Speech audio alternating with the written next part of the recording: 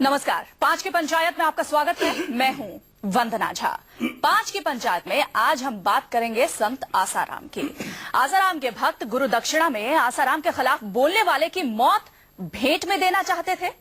एक ऐसे ही भक्त की गिरफ्तारी ने आसाराम की मुश्किलें और बढ़ा दी हैं, जिसके बाद आसाराम के साधकों की हत्या और जानलेवा हमले के आरोप में अहमदाबाद क्राइम ब्रांच आसाराम बापू के खिलाफ एक मामला चला सकती है। साधकों पर हमले करने के लिए बने गिरोह के एक और साधक से पूछताछ में यह खुलासा हुआ है कि राजू चंडोक को मारने के लिए बापू ने ही आदेश दिए थे। 5 की पंचायत में आज हम बात करेंगे, क्या आसाराम गुरु दक्षिणा में मौत मांगते हैं और क्या आसाराम को फंसाने की कोशिश की जा रही है। लेकिन इससे पहले देखिए ये रिपोर्ट।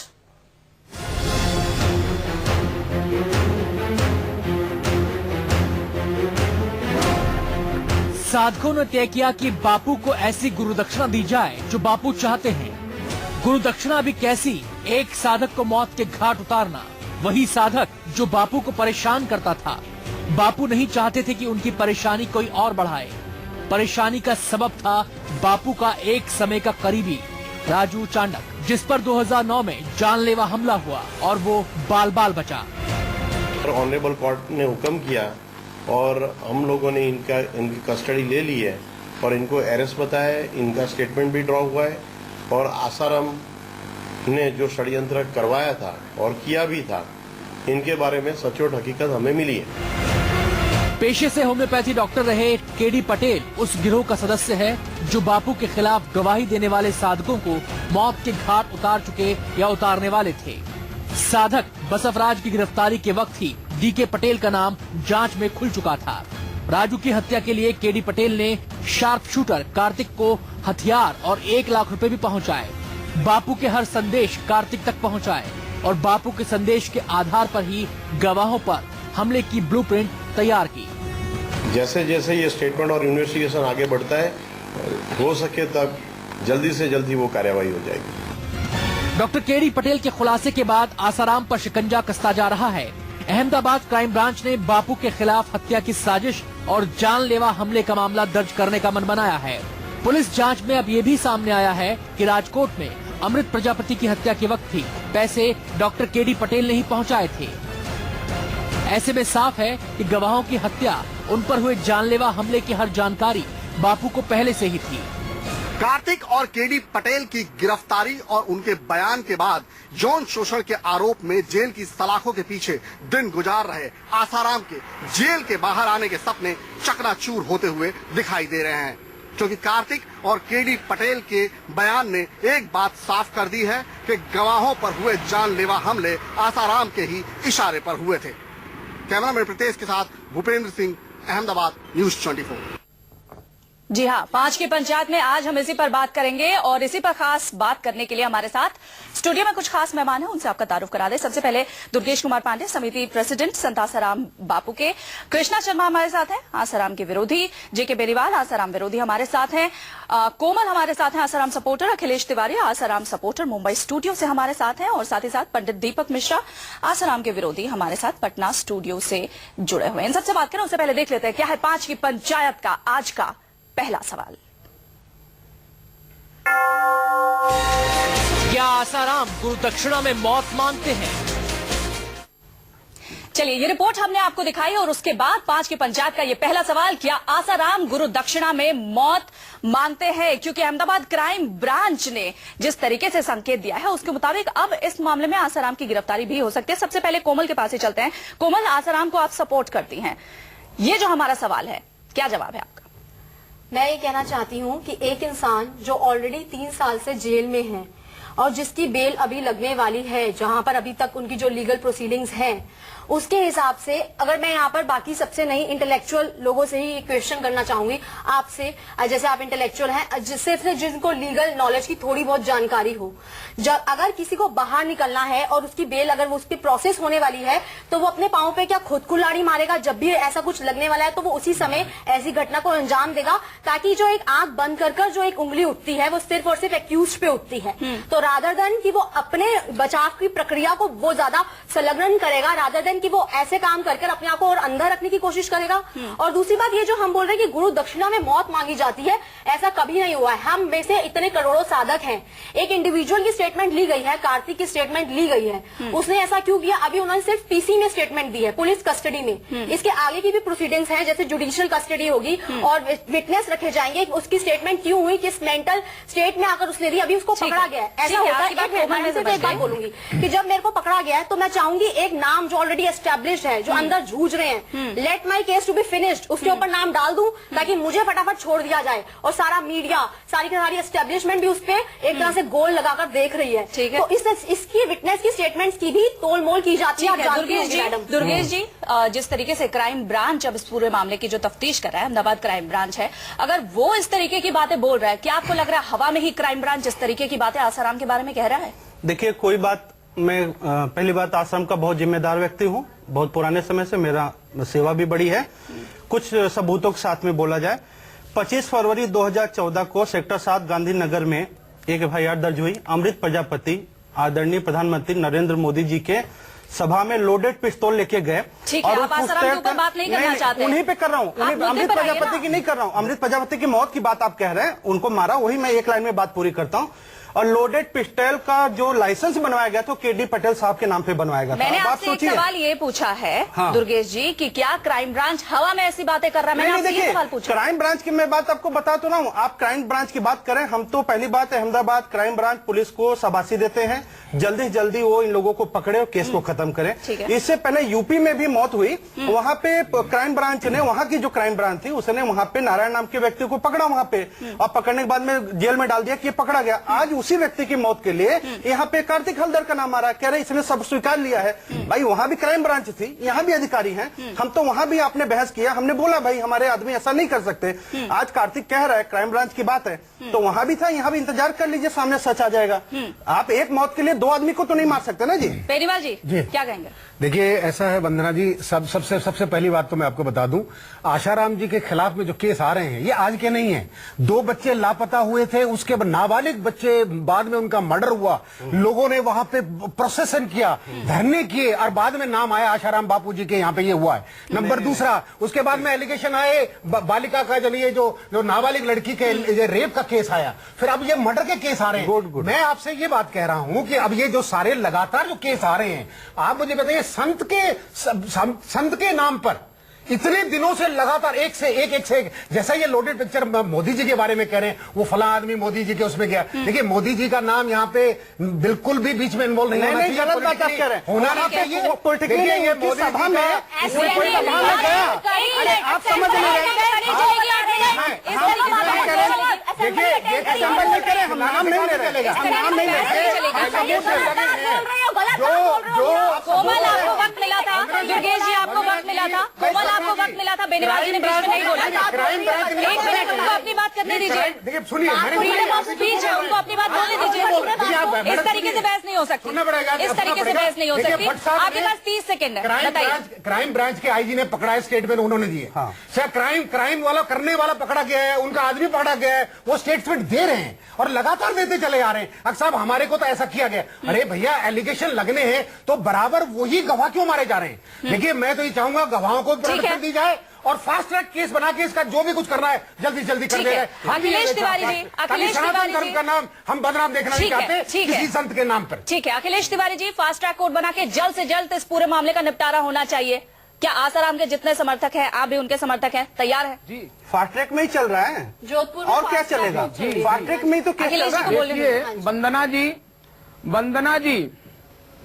वंदना जी, इसके पहले 2 लोग पकड़े गए थे, भोलानाथ गुप्ता और सतीश वागवानी, जिन्होंने स्पष्ट, उनकी भी जांच हुई और भोलानाथ गुप्ता ने स्पष्ट रूप से आरोप लगाया और क्षमा याचना किया कि हमें मोटी रकम दी जाती थी बापू के ऊपर आरोप लगाने के लिए। सतीश वागवानी के ऊपर संज्ञान आरोप लगा कि उनको पैसा मिलता था बापू को खिलाफ षड्यंत्र रचने के लिए, निश्चित तौर से भारत के सनातन को बदनाम करने के लिए, एक संत शिरोमणि जिससे भारत की संत परंपरा कलंकित हो, ये भारत के खिलाफ, भारत के सनातन के खिलाफ बहुत बड़ा षड्यंत्र चल रहा है। मैं भारत सरकार से निवेदन करूंगा, तत्काल एक आयोग बना करके जल्द से जल्द केस का निपटारा किया जाए। जो दोषी व्यक्ति हो उसको तत्काल सजा दी जाए। आपके चैनल से मेरी मांग है। ठीक है, कृष्णा शर्मा जी, आप क्या कहेंगे? सबसे पहली बात, हमारे जो संविधान, हमें अपने कानून पर भरोसा करना चाहिए। और दूसरी बात, जो क्राइम ब्रांच वालों ने अगर कोई चीज निकाली है, कोई चीज अगर उन्होंने बयान उसके जो लिए हैं, उसमें कितना सच है कितना झूठ है, ये हमारा कानून तय करेगा। और दूसरी बात ये है कि ऐसे कैसे, कौन है जो बाहर बैठ के जो है गुरु दक्षिणा में आपको किसी की मौत का जो सुपारी दे रहा है। ऐसी चीजें अगर हमारे एक जो है जिस तरीके से आसाराम जी के ऊपर चल रहा है, क्या पता कहीं ना कहीं कोई तो है जो इस चीज को चला रहा है। कितना सच है कितना नहीं है, ये सारी चीजों को पता होना चाहिए। आए दिन कोई ना कोई जो भी गवाह खड़ा होता है, उसके बाद जो है पता लगता है, कुछ समय के बाद जो है उसको शूट कर दिया जाता है। तो ऐसा कौन है? क्या सचमुच में अंदर से जो है उसको कहीं कोई आदेश मिलता है, या बाहर बैठ के कोई चला रहा है, पैनल कोई बैठा हुआ है जो कहीं ना कहीं प्रॉपर्टी और धन का जो कोई लेन देन है उसी चक्कर में। क्योंकि जो ज्यादातर जो बापूजी अंदर बैठे हैं उनके ऊपर जो पहले केस चल रहा है, पहले उस केस से जो निकलने की जो चीजें हैं, जो प्रोसीजर है वो हो रहा है। इसी बीच में एक जो है मर्डर हो जाता है या फिर कोई सामने आ जाता है। तो यहाँ पर जो है कितना सच है क्या कितना झूठ है, ये हमारा कानून तय करेगा और सामने आना चाहिए। आखिर वो कौन व्यक्ति, अगर अंदर बापूजी के ऊपर है तो बापूजी के ऊपर जो सवाल उठेगा, अगर कोई बाहर कर रहा है तो उसको भी सामने लाना चाहिए, ताकि जो है सच का सच है। सनातन धर्म पे जो इस तरीके से हमारे जो उंगलियां उठाई जा रही है, इस चीज से जो है हमें बहुत ज्यादा ठेस पहुंचती है। क्या एक दिन कोई ना कोई हमारा साधु संत जो है इस तरीके से सामने आता है तो अफसोस होता है। ठीक है, आसाराम विरोधी पंडित दीपक मिश्रा पटना स्टूडियो से हमारे साथ जुड़े हैं। पंडित दीपक मिश्रा, जिस तरीके से आसाराम पर तमाम आरोप हैं, वो जेल के अंदर है। अभी एक और आरोप जो सामने आ रहा है, जो कि क्राइम ब्रांच की तरफ से जो बातें कही गई है।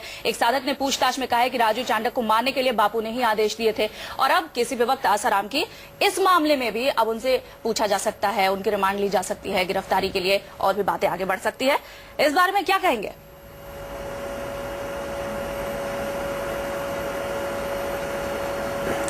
देखिए, संतों को बदनाम करने की साजिश रची जा रही है या नहीं रची जा रही है, इसका कानून के ज्ञाता और जो न्यायालय में हैं उनको जल्द से जल्द इस आरोप प्रत्यारोप से निपटारा करना चाहिए, फास्ट ट्रैक बनाकर। सबसे पहली बात है।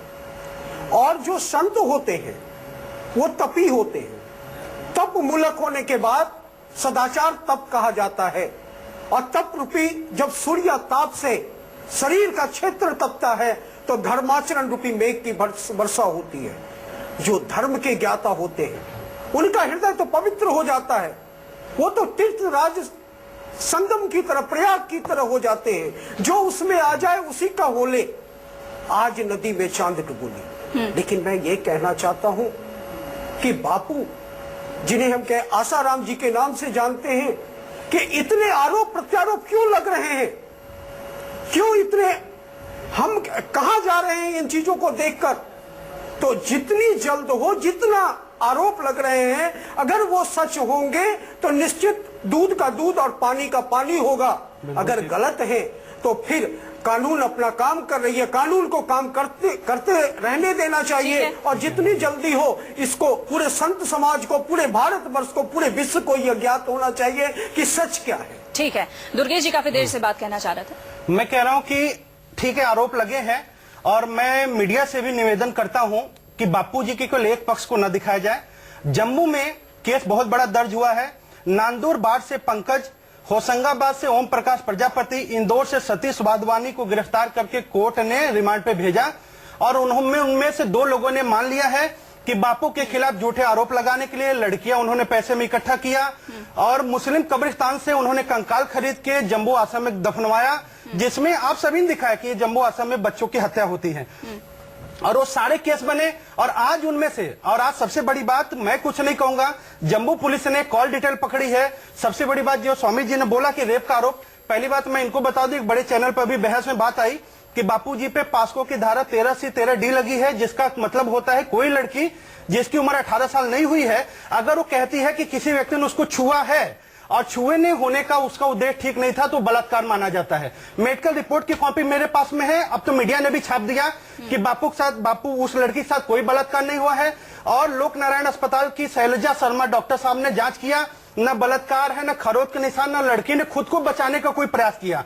और जम्मू पुलिस एक कॉल डिटेल दे रही, फोन नंबर, जिस समय लड़की कह रही है कि वो रूम में थी, उस समय वो अपने एक साथी के साथ बात कर रही थी और करीब 1460 सेकेंड कंटिन्यू बात हुई है। आप एक बात सुनिए, सबूत कुछ नहीं है, बलात्कार मत कहिए, रेप मत कहिए, इस तरह से आप संतों को बदनाम मत कीजिए। आप केवल 3 साल से एक ही कहानी बता रहे हैं। जब आपके पास इतने सारे सबूत हैं, आपके पक्ष में ही मैं बात बोल रही हूँ, जब आपके पास इतने सारे सबूत है तो आपको क्यों लगता है क्राइम ब्रांच ऐसा क्यों कर रही है? आप क्यों नहीं फाइल कर देते एक और केस उनके अगेंस्ट? क्राइम ब्रांच, पहली बात यह है कि क्राइम ब्रांच, आज एक हत्या हुई है, मैं कह रहा हूँ हत्या हुई है, किसी ने किया है, मौत हुई है, किसी के घर का एक चिराग बुझा है, हम उसकी घोर निंदा करते हैं। किसी ने मारा हो चाहे किसी ने मरवाया हो, ठीक है। क्राइम ब्रांच की ड्यूटी हो जरूर जांच करे, जो अपराधी पकड़े।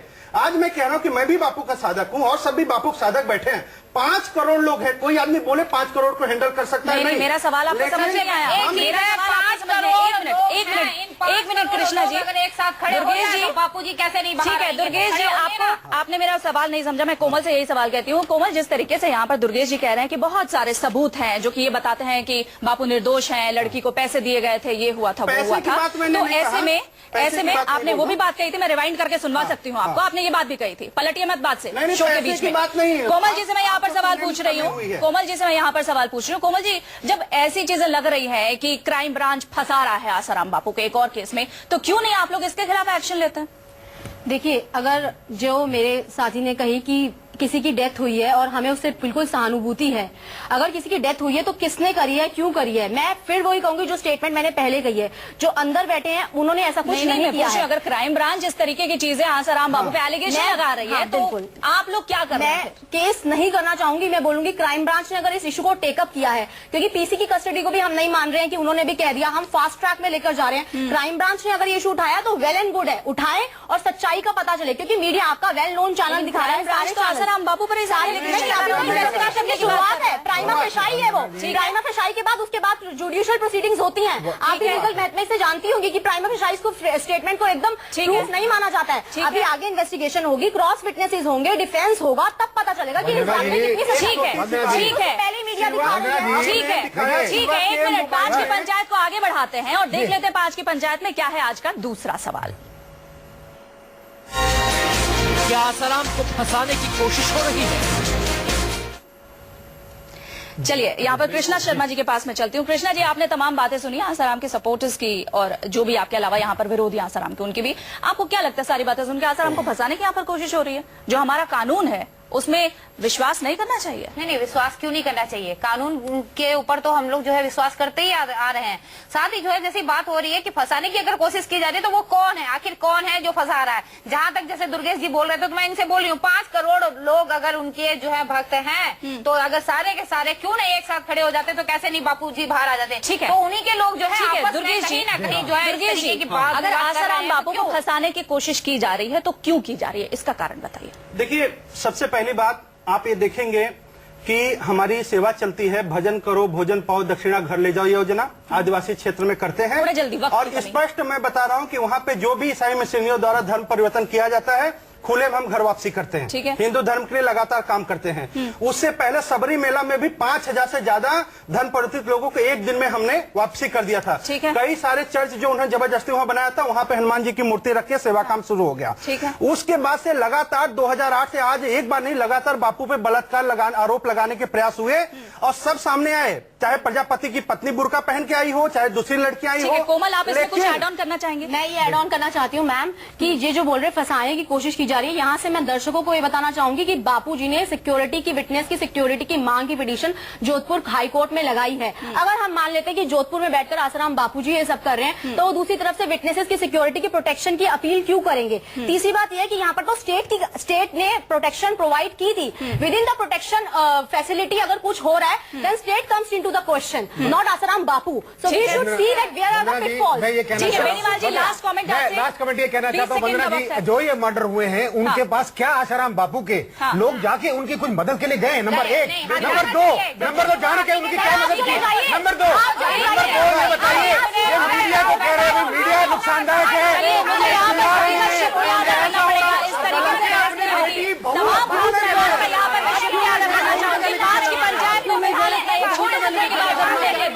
दूसरी मंदिर खिलाने में नहीं होता है।